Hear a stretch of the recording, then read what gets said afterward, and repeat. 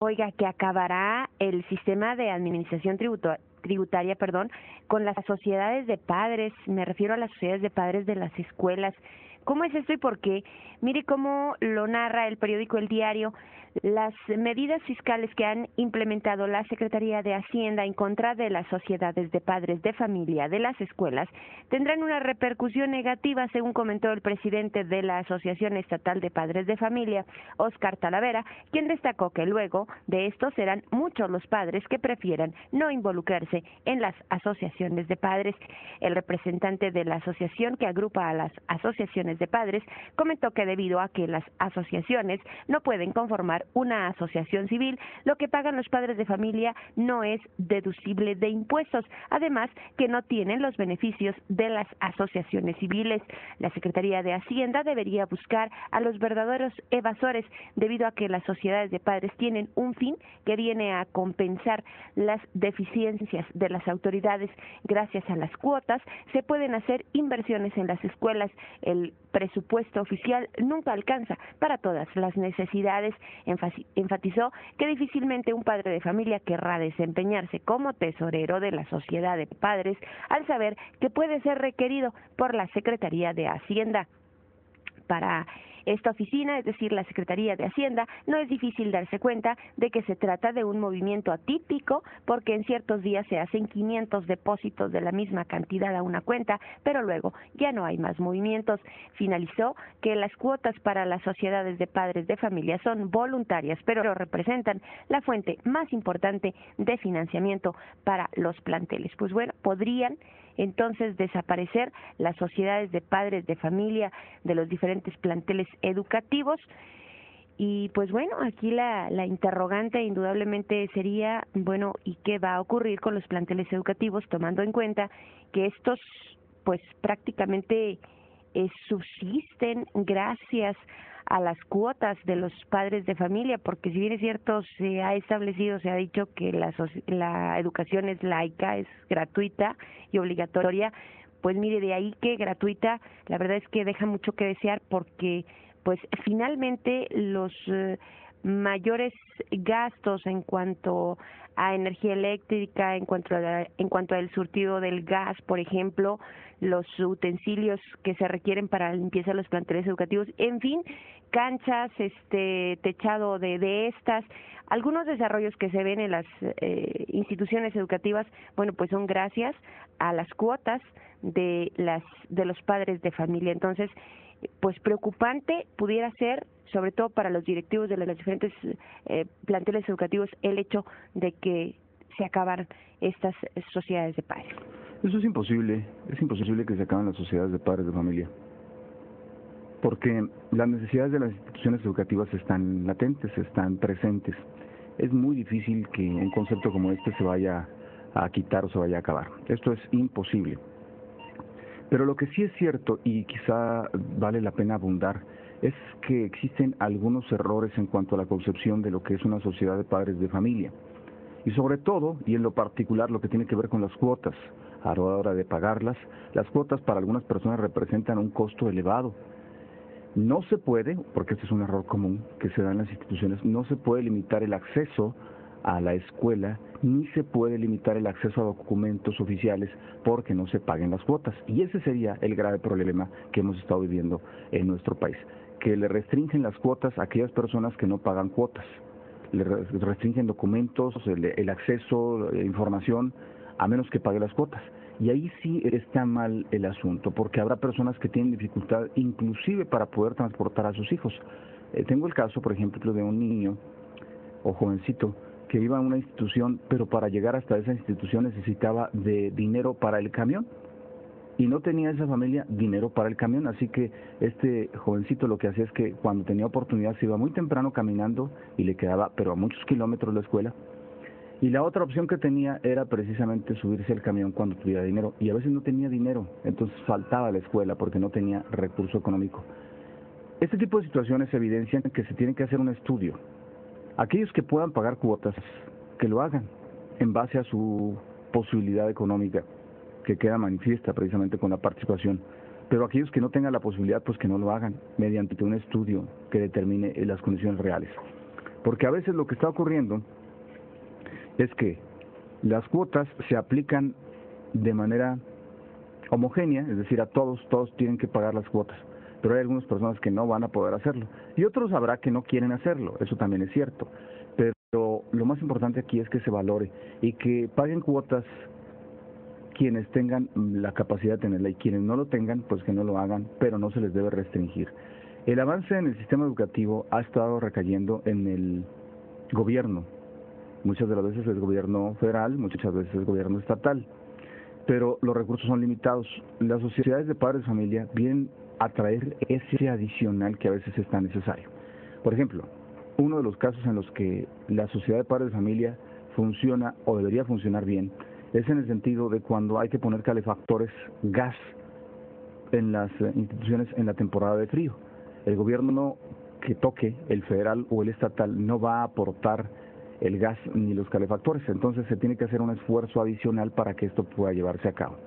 Sin embargo, también se han visto casos, no sé decirle en cuál institución, pero se han visto casos donde la sociedad de padres de familia no ha actuado con honestidad, y no específicamente la sociedad en su totalidad, sino que quien dirige o quien está a cargo, pues no ha sido propiamente lo más honesto.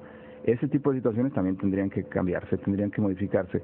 La sociedad de padres de familia es un concepto bueno si se entiende adecuadamente y si se observa que es un frente adicional para promover la educación en nuestros pueblos. Sí, definitivamente, es una participación de los papás que desean una mejor calidad de vida para los hijos, y por eso es que contribuyen.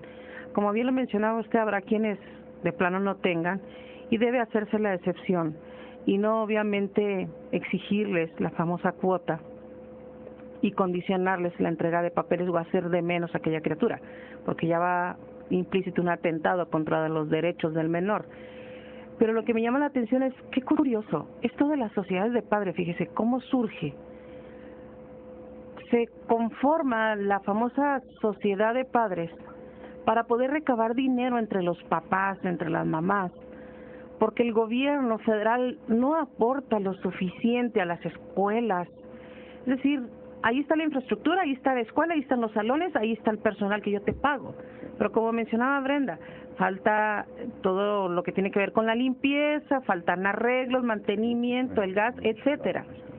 Y lo curioso del asunto es, bueno, que ahora el SAT o Hacienda pretenda cobrar impuestos o reclamar el pago de impuestos sobre ese tipo de dinero que aportan los padres. Eso es lo delicado, Israel. O sea, que el gobierno no le da dinero suficiente a las escuelas y ahora pretende el gobierno cobrarle del dinero que aportan los papás para el mantenimiento de las escuelas. Ahí es lo incongruente y lo ilógico. Eso es lo medular. Eso es lo medular, me parece, y lo más preocupante para quienes tenemos hijos en las instituciones educativas, porque ciertamente, o sea, lo decíamos desde el principio, las instituciones educativas por sí solas no pueden con los gastos que se requieren en una institución.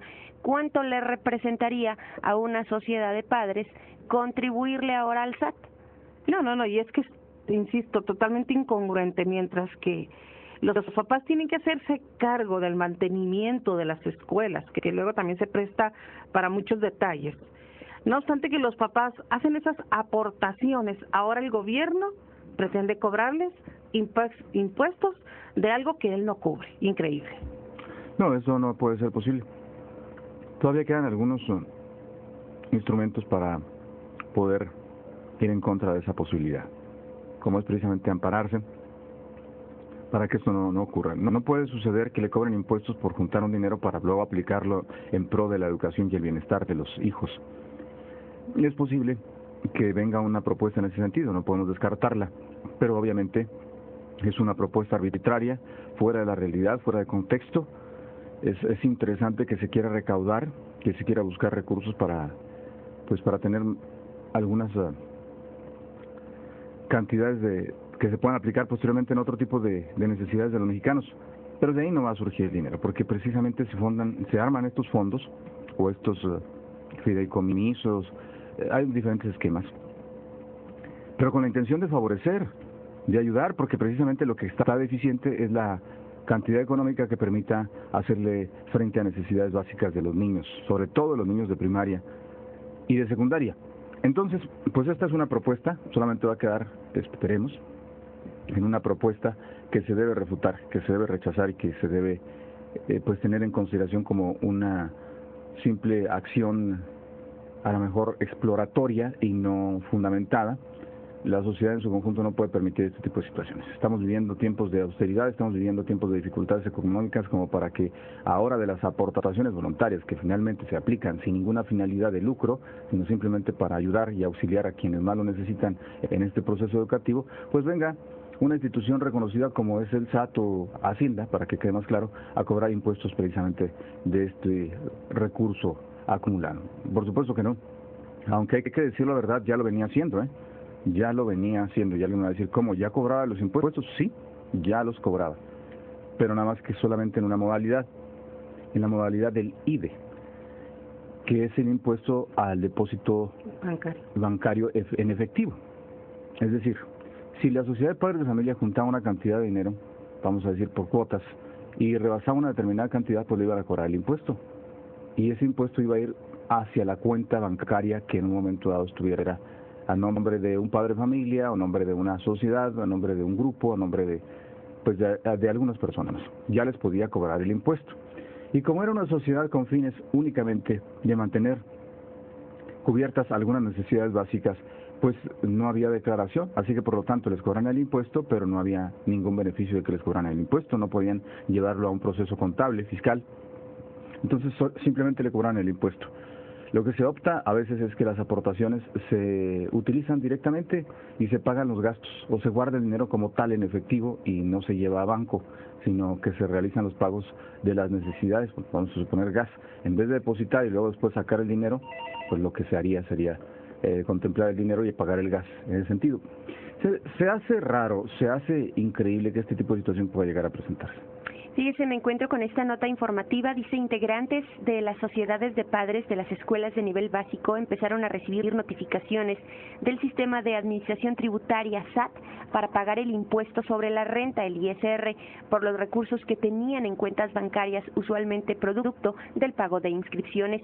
Marisol Borrego, jefa del Departamento Jurídico de la Subsecretaría de Educación, Cultura y Deporte, informó que a partir de estas notificaciones se orientó a los presidentes o tesoreros de las sociedades de padres para aclarar ante el SAT la naturaleza de los dineros y evitar los requerimientos de la autoridad recaudatoria. Sin embargo, advirtió que las personas que hagan el trámite después del próximo ciclo escolar están en riesgo del cobro de multas y hasta embargos. La abogada de la subsecretaría detalló que estas notificaciones, que se hacen llamar invitaciones al pago del ISR de parte de esta oficina de la Secretaría de Hacienda, buscan recuperar cobros no reportados. Ellos envían la notificación a una persona física que han detectado a través de cuentas bancarias, tienen ingresos importantes, por ejemplo, 1 millón en un mes. El SAT desconoce quién es una persona o por qué tienen en esos ingresos, y aunque no está dada de alta, buscará que pague impuestos para los ingresos que ellos suponen que son de alguna empresa o negocio.